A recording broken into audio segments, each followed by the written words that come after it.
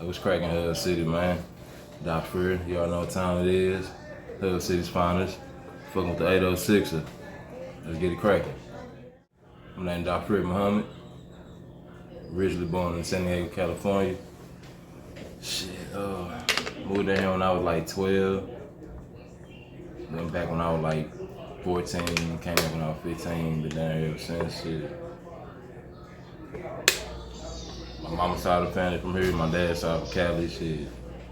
You know, kind of different, but this where I'm at, this home.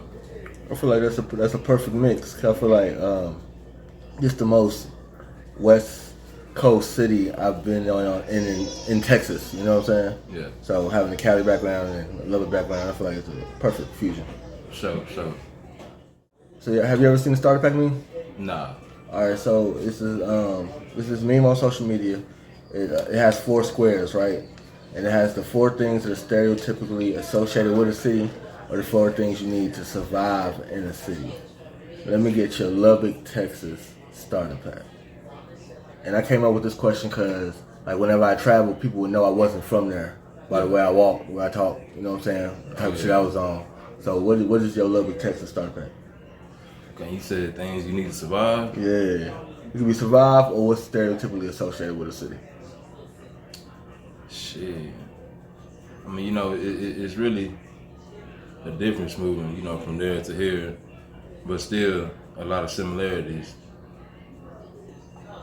You still get your issue, you know what I'm saying, shit for one, so,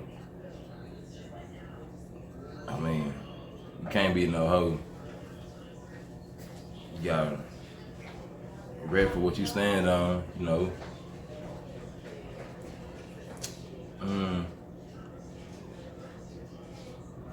You gotta have that line in you know, because if not, Lubbock, you know, it's getting bigger and shit, but it's still considered, you know, small to other places, you know what I'm saying? But like I said, you still get your issue if you ain't careful, you know, or if you lacking, or if you not taking it too serious, you know. So my whole life here growing up has been making sure, you know what I'm saying, nigga standing on his all 10 toes, you know, being aware of everything and all that, because you can get taken away in a second. That's real. So where you been, man? When you contacted me, you told me like you just, you know what I'm saying, you just been around for 10 days. So like for the hiatus, for people that don't know, you know what I'm saying, where you been at? I've been in prison. I mean, anybody who'd know me know that kind of got a long record of being locked up and shit, you know. So, and I just got out recently again, like 10 days ago. So that's where I've been at. You know, that's where I've been at most of my life. How long were you in there this time? This time, shit, I just went back on a violation, so I was only gone 4 months. But before that, I had did 5 flat, and before that, I had did 7 flat, and before that, I had did 13 months on the dudes. All right, so you know when niggas be like, man, I'm finna go do me a quick 6, a quick 5. You know what I'm saying? Does it really be like not, you know what I'm saying? Cause I be like, man, I spent like 30 days, and I'm like, man, this shit is hell. But niggas be like, man, I'm finna go do my quick 10. I ain't gonna lie, I ain't never had that mentality, you know, like, even a day is an eternity, you know. That shit feel like forever when you doing that shit. Of course, you get an emotion and everything and all that, and then, you know, you try to not think about it or whatever, but time is time. So how long you been rapping? I wanna say, since 2010. Okay, what made you get into the rap? Man, I really always been musically inclined, you know. Got that from my father, you know, he gave me the love of the music. But really though, the person who got me rapping was my nigga ASO. Shout out my nigga ASO, you know what I'm saying? Shit. You know, yeah, he really put the keys in my hand and gave me some real fundamental directions and rules to go by with this rap shit. And he always believed in my 10 toes. So you ain't come back home with no first day out freestyle or what? I mean, not a first day freestyle. I mean, I went to the studio the next day with crazy shit. You know, that's why I did that song and everything. But as far as freestyles, nah, I mean, shit. I mean, I can, you know what I'm saying, but you know, that's really the norm. And I got like my music. It's so different from other people's that I got that like real mainstream commercial music. So tell me about, all right, so the track that you sent me that you did with Quasi, and it's funny that you said that. I didn't mean to cut you off, because when I listened to your shit, I was like, it's polished. You know what I'm saying? Way more than half the shit I get. I don't even want to listen to stuff like for real, because it'd be just like, you know what I'm saying? Mm-hmm. But I'm like, all right, he actually got some go. Like, so tell me, like, how did that track come to be together from, like, I guess, the writing to it all the way to the video? Shit.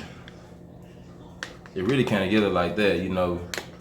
Everything I do with my little brother. You know, shout out my little nigga, you know what I'm saying?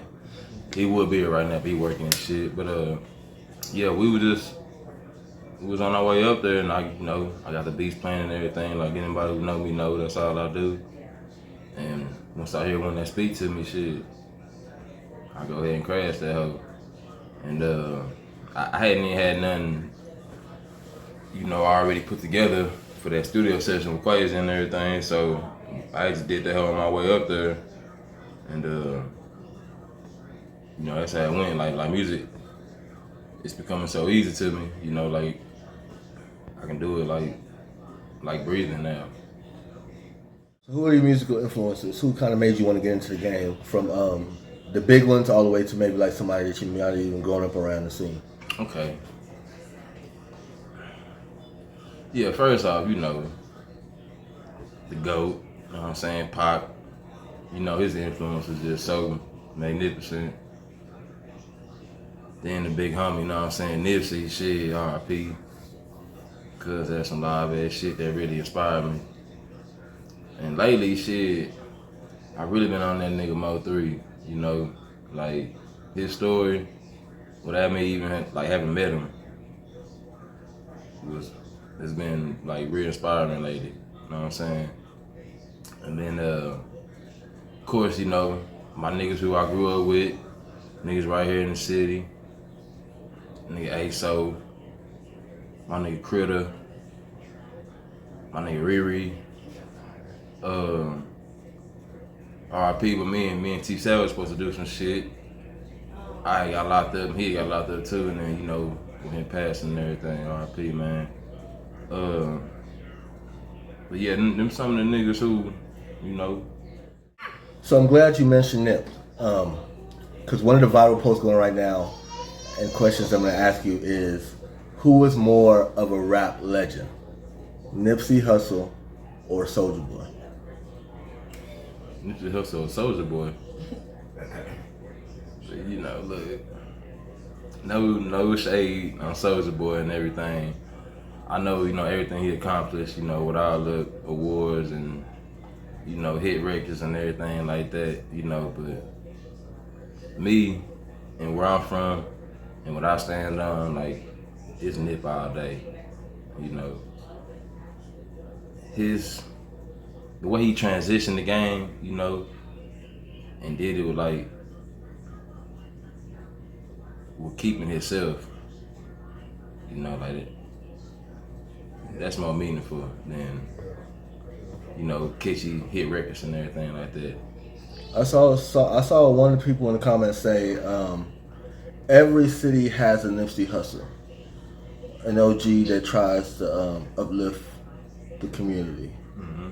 But I guess every community doesn't have a Soulja Boy. I guess that's what he was saying. I mean, they got a little truth to it. I mean, I'm not gonna go buy no Soulja Boy album, or I'm not even gonna play Soulja Boy in my car, you know. Like, you know, like I said, no shade to him. It's just that it don't have no no sustenance to it. You know what I'm saying? Shit, something I could relate to or feed off of, you know, like Nipsey do. So one of the questions I like to ask my niggas that I know that stand on business, I like to ask them about like Gunna and Young Thug, that dynamic. You know what I'm saying? Or even what's their definition of a rat? I feel like that jacket is kind of thrown around right now. You know what I'm saying? Or a snitch. So in your definition, what is one? Snitch, man, shit. Everybody know what a snitch is, you know, shit. If you tell on something that the laws didn't know about, or you give them directions to find something that they didn't know about, then you a rat, you know. Ain't no other way to put that shit, you know. No matter if you had previously before been one of the most gangsters niggas or whatever, once you turn rat, ain't no going back. One thing I seen the nigga say, I think he had put something on his dead partner, right? And he was like, my dead partner will want me to do that shit. What's your take on that dynamic? If your dead partner had wanted you to snitch, he a rat too. That's real. So you sent me a song and video. What else do you have planned musically? I know you're fresh out, you know what I'm saying, but I know you have some plans, you know what I'm saying? Yeah. Like, so like, what you got in store? Okay, I got a studio session set up with Quasi every week, you know. I'm gonna drop a song or two. I ain't been leaking nothing like that, just to, you know, close people and everything. But I'm on this house arrest, I'm on this monitor, you know, and my hours are kind of hectic, you know. I can only be out from a certain time and everything, so it's limited to what, you know, everything I can do and all that. So musically, shit, I'm gonna keep dropping these hits, keep getting better at my craft, you know. I'm gonna get some visuals out real soon, some music videos. Shout out to Quasi, you know, he did my first mic drop video, you know what I'm saying? Shit, that was an experience. But there's gonna be a lot more music coming on. So one of the questions I like to ask every artist that comes on, because it helps me learn, and I think the standings do change over time. But let me get your top 5 rappers in Lubbock. In Lubbock? Mm-hmm. Okay, well, I gotta put my nigga ASO up there. I gotta put my nigga Critter. He locked there right now, Chris Short, aka Critter. People ain't really heard my nigga Riri, you know what I'm saying? But bro be crashing shit. RP T Savage, he was hard. Like, he was one of the niggas that I was looking forward to working with. Oh, my nigga Scans Rich. Scans Rich Dollars, know what I'm saying? Shit, shut out my nigga. Bro hard, know what I'm saying? And a lot of people give him credit for it, you know. Like, I've been in the studio with him. We got a song that we did. We gotta tighten it up though, you know what I'm saying? Shit, but bro hard though. So that's 4 right there. And you know, of course I'm gonna put myself up there, you know what I'm saying? Like, I'm gonna probably put myself like 1 or 2, you know what I'm saying? Shit. So the other day I posted a post that said, over the last 5 days we've had 4 shootings in Lubbock. What's your take on that situation, the dynamic of the current state of what's going on in the city? Shit. Street shit. Or a nigga or somebody, you know,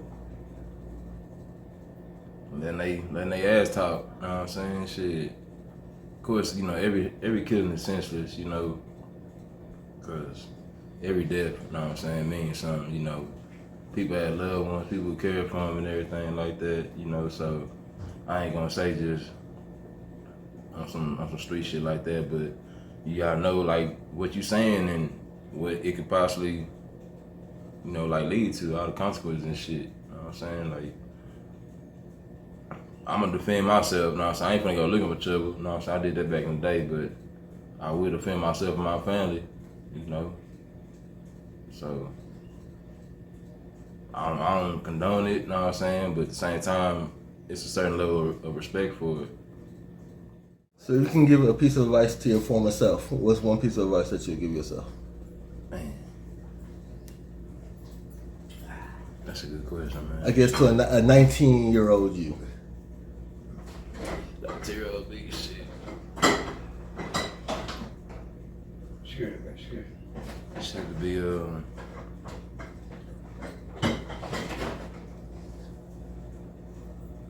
it'll be never give up, man, no matter what.